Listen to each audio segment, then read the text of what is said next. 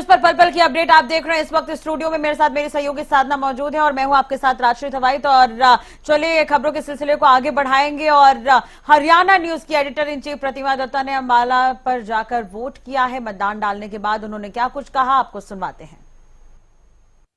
Editor in chief प्रतिमा दत्ता ने भी आज वोट कास्ट किया है अंबाला सिटी में, वो हमारे साथ हैं, उनसे भी बात कर लेते हैं। मैम, आपने वोट कास्ट किया है, किस प्रकार का उत्साह लोगों में देखने को मिला? बिल्कुल, वाकई रवि, लोगों में उत्साह काफ़ी नज़र आ रहा है वोटिंग को लेकर। हम देख रहे हैं किस तरीके से बुजुर्ग, महिलाएं भी और युवा भी लगातार अंदर आ रहे हैं और बढ़ चढ़ कर वोट कर रहे हैं। सबसे पहले तो मैं अपने वोटिंग का निशान दिखाना चाहती हूँ। अभी वोट करके जस्ट मैं बाहर आई हूँ, पूरे हरियाणा को कवर किया हमने किया और हर जगह पर हम हरियाणा के गए। तमाम दर्शकों से बार बार यही अपील की कि आप वोट डालने के लिए ज़रूर आइए। ये मौका 5 साल में एक बार आपको मिलता है अपने नेता को चुनने का, देश के प्रधानमंत्री को चुनने का, और कैसी सरकार आप चाहते हैं, कौन सांसद चाहते हैं जो आपके तमाम मुद्दों को उठाए, आपका प्रतिनिधित्व करे। तो ऐसे में आज फिर से ये अपील मैं अपने तमाम दर्शकों से करूंगी कि आप प्लीज़ अपने घर से बाहर निकलिए और वोट डालने के लिए ज़रूर पहुंचिए अपने अपने पोलिंग बूथ्स पर। लगातार इलेक्शन कमीशन भी इसको लेकर अवेयरनेस क्रिएट करने के तमाम कैंपेन्स भी चलाए हुए हैं, व्हाट्सएप मैसेजेस के थ्रू, कॉल्स के थ्रू और वेबसाइट के जरिए। किसी को अगर बूथ नहीं मिल रहा है अपना, तो फैसिलिटेट करने के लिए वोटर्स को बहुत सारा काम इलेक्शन कमीशन ऑफ इंडिया ने किया है। हालांकि फिर से अपील कि आप घर से बाहर निकलिए और ज़्यादा से ज़्यादा संख्या में पहुंचिए अपने अपने वोटिंग बूथ्स पर और जाकर वोट कीजिए अपने पसंदीदा कैंडिडेट को, क्योंकि देखिए वोट करना बेहद ज़रूरी है रवि।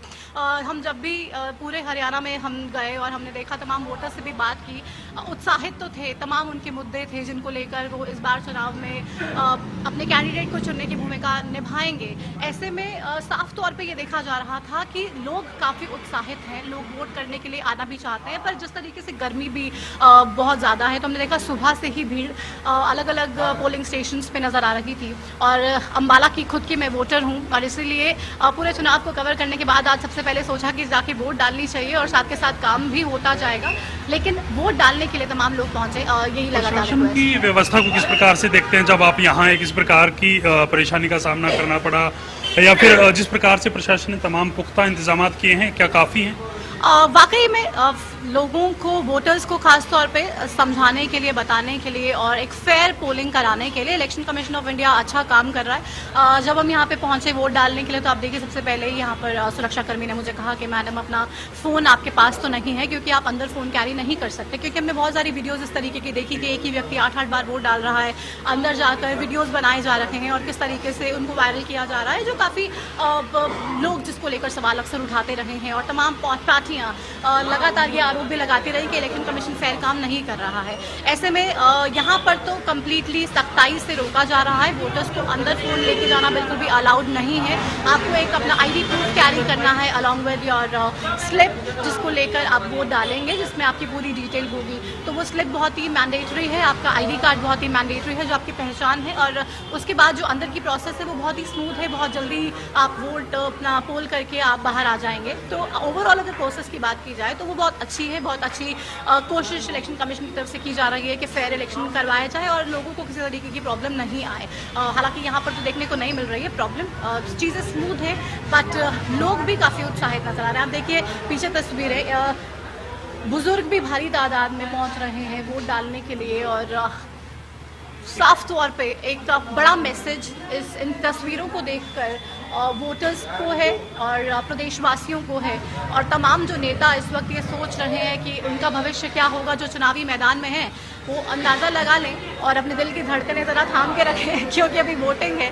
किसको लोग चुनने वाले हैं, ये एक सबसे बड़ा सवाल है जिसका जवाब हालांकि 4 जून को मिलेगा। लेकिन हरियाणा न्यूज़ के कार्यक्रम महाभारत के जरिए हम ग्राउंड जीरो पर हर जगह गए। हमने तमाम लोगों से ग्राउंड जीरो की हर एक बात लोगों तक पहुँचाई, तमाम परेशानियों को दिखवाया, लोगों के मुद्दों को बताया। और आज वो दिन है जब लोगों को चुनना है अपना नेता, जब लोगों को चुनना है अपना सांसद, और किसको वोट करते हैं, क्या स्थिति रहती है। फाइट जो कि लगातार हम देख रहे थे रवि, कांग्रेस और बीजेपी के बीच में नजर आ रही थी।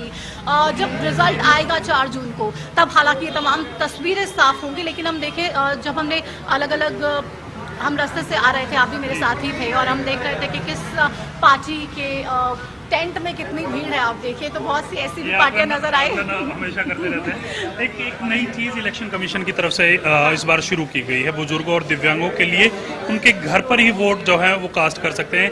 एक अनूठी पहल है और इसके साथ साथ एक आचार संहिता का जो उल्लंघन करता है उसके लिए भी एक ऐप शुरू की गई।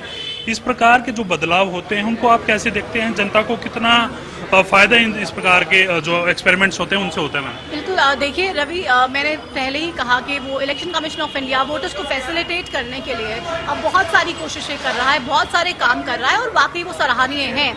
ऐसे में जिस तरीके से हम देख रहे हैं, बुजुर्गों की भी आपने बात की कि लोगों को घर तक जा रहे हैं उनके वोट को कास्ट करने के लिए, ताकि उनको यहाँ पे ना आना पड़े, उनको सहूलियत हो। उसके बावजूद भी हम देख रहे हैं कितनी बड़ी तादाद में बुजुर्ग यहाँ पहुँच रहे हैं। वो बुजुर्ग जो ठीक से चल भी नहीं पा रहे, कोई लाठी का सहारा लिए हुए है, तो कोई अपने परिवार के किसी सदस्य का हाथ पकड़कर वोटिंग करने के लिए पहुंचा है।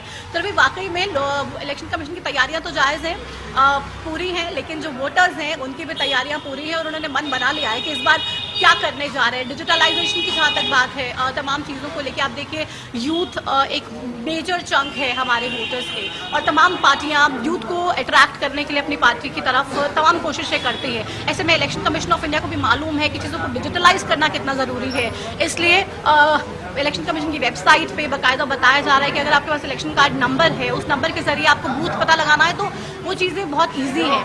लेकिन कहीं ऐसे लोग भी हैं जिनको परेशानियां आ रही हैं, वेबसाइट ढंग से चल नहीं रही है, डिटेल्स डालने के बावजूद भी लोगों का जो बूथ नंबर है वो उनको नहीं मिल पा रहा है और उनको समझ में नहीं आ रहा है। क्योंकि बहुत से लोग मुझे भी यहाँ पे भी मिले और उन्होंने ये भी कहा कि हमारे पास इलेक्शन कमीशन का हमारा वोटर ID कार्ड नंबर है, लेकिन हमारा बूथ कौन सा है हमें मालूम नहीं पड़ रहा है। हम वेबसाइट पर ट्राई कर रहे हैं, हम वो जो नंबर दिया हुआ है इलेक्शन कमीशन ने उस पर ट्राई कर रहे हैं, लेकिन हमें कोई रिवर्ट नहीं आ रहा है। तो this is a problem. Election commission को इस पर थोड़ा सा काम करना चाहिए। डिजिटलाइजेशन अगर आपने किया है तो आपको मेक श्योर करना पड़ेगा कि वो व्यवस्था पूरी तरह से चल रही है और लोगों को परेशानी नहीं हो रही है। हरियाणा न्यूज़ लगातार 10 की 10 लोकसभा क्षेत्रों में घूमा है। आपने खुद मैम ग्राउंड जीरो सर्वेज किए हैं, लोगों से बातचीत की है। इसके अलावा योद्धाओं का इंटरव्यू आपने किया है, सेनापतियों का इंटरव्यू आपने किया है। क्या माहौल लगता है कि इस बार जनता का जो अंडर करंट जिसको हम कहते हैं, एक निर्णायक जो साबित होता है, वो कहीं ना कहीं साइलेंट है? इस बार जनता जो है वो नजर आ रही है और कहीं ना कहीं दोनों ही पार्टियों के लिए इस प्रकार की जब चीजें होती हैं तो चुनौती भरा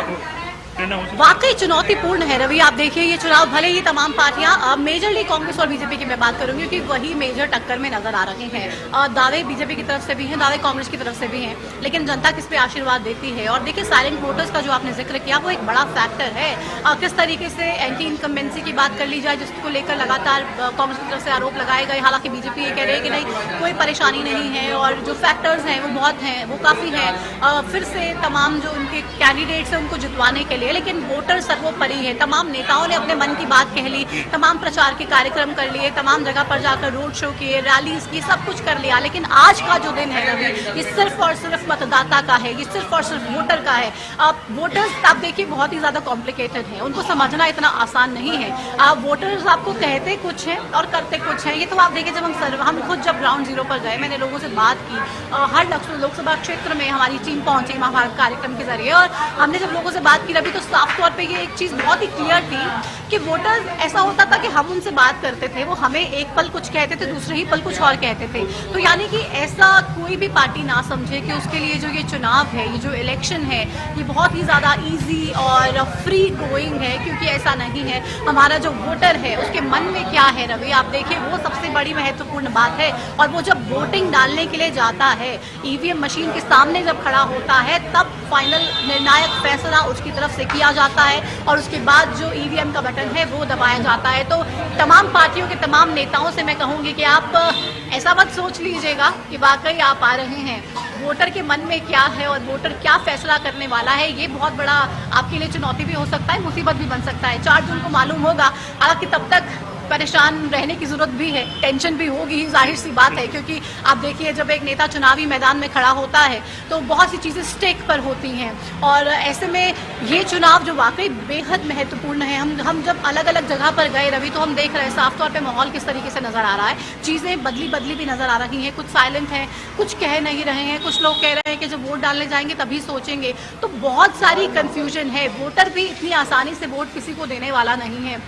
वोटर्स ने ठान लिया है, सोच लिया है कि तमाम जो चीज़ें हैं, तमाम उनके जो मुद्दे हैं, तमाम पैरामीटर्स हैं, तमाम जो भी उनके फैक्टर्स हैं अलग अलग चुनावी अपने क्षेत्रों को लेकर, अपने लोकसभा क्षेत्रों को लेकर जिनकी समस्याएं हैं उसका उनकी समस्याओं का समाधान कौन करेगा, उनकी परेशानियों का हल कौन करेगा, वास्तव में कौन ऐसा नेता है जो उनके बीच में रहकर उनके काम भी करे। और इस बार आप देखिए चुनाव वाकई में एक अलग ही जो नतीजे आएंगे वो चौंकाने वाले ज़रूर होंगे, क्योंकि वोटर्स, मैं जिस तरीके से पहले भी कहा, साइलेंट है, कंफ्यूज हैं और वो इस बार ज़रूर चौंका देंगे सबको। वोटर्स साइलेंट जरूर हैं, लेकिन आप लोग साइलेंट ना रहें, घर से निकलिए, वोट करिए।